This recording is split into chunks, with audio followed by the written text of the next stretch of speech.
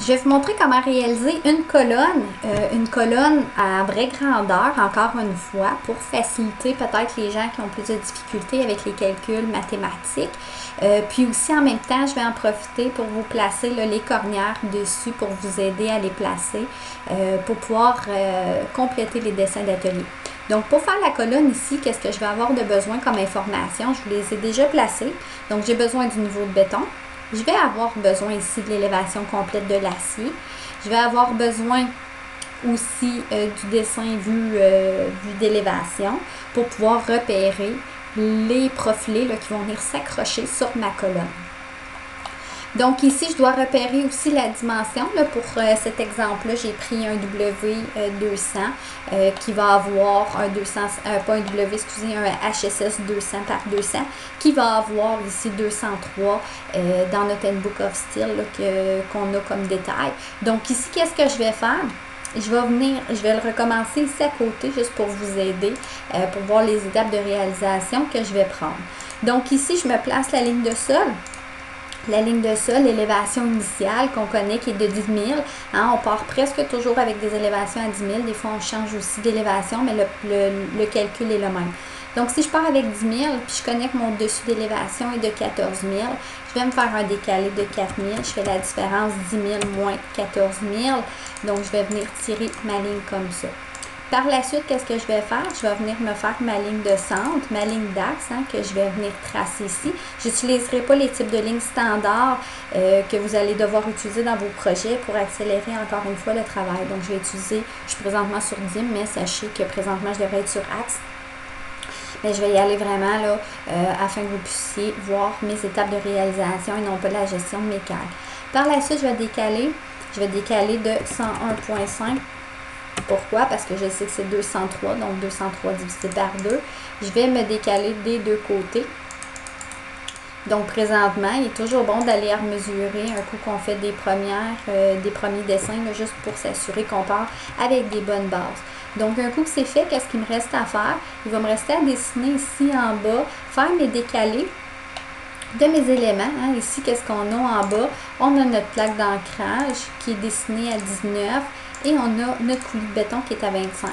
Ces deux éléments-là, c'est toujours important d'aller valider dans vos spécifications pour s'assurer que c'est bien les valeurs que je vous demande.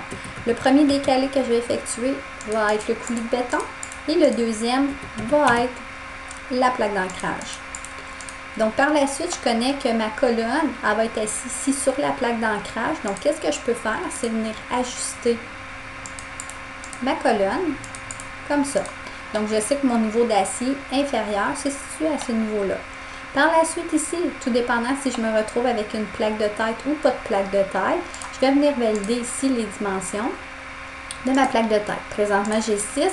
Vous devez rechercher cette information encore une fois dans vos données techniques que je vous donne. Donc, je fais un décalé de 6. Je vais décaler par en bas de 6. Et je sais encore une fois, si je fais ici mon ajusté,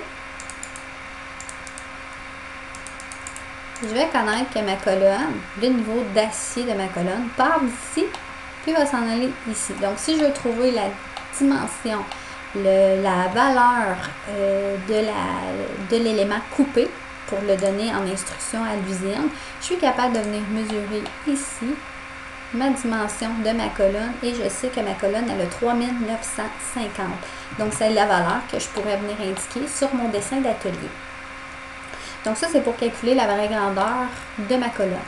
Par la suite, un coup que mes calculs sont faits, c'est dessiné. Je vais passer à ce dessin ici qui est complété un petit peu là, pour avancer un petit peu plus rapidement. Donc ici, qu'est-ce que je viens repérer sur mon dessin d'en haut? Je viens repérer ici que j'ai une poutre à 250 par 33, moins 100.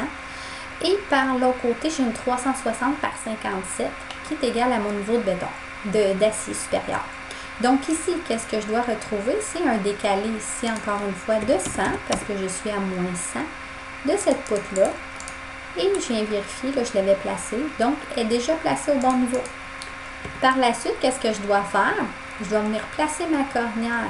On se souvient de notre standard de cornière. Mon standard de cornière, j'étais à 76 par rapport au-dessus de mon acier de ma poutre. Donc, je viens placer ici mon élément. Si je le déplace là, pour vous montrer qu'est-ce que j'aurais fait, je vais venir enlever ça ici. Je viendrai me faire ici un décalé de 76.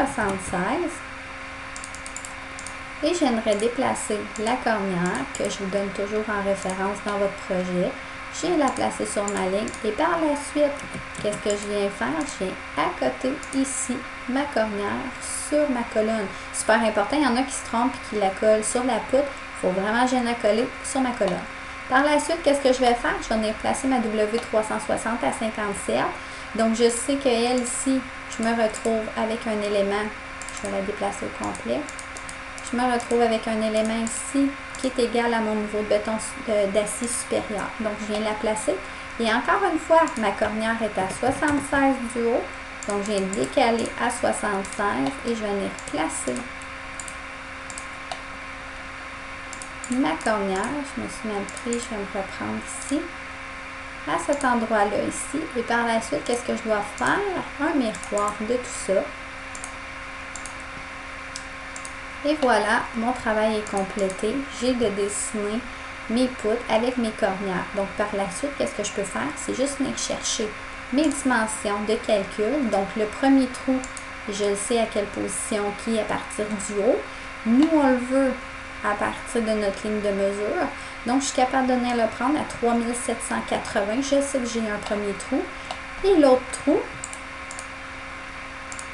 je vais me prendre à partir ici, jusqu'à ma ligne de mesure, 3880. Donc, je suis capable de venir valider encore une fois mes calculs mathématiques que j'ai réalisés. Je suis capable de venir valider ma longueur pour ma colonne, la position des trous. Donc, c'est une méthode de vérification qui est très efficace en examen.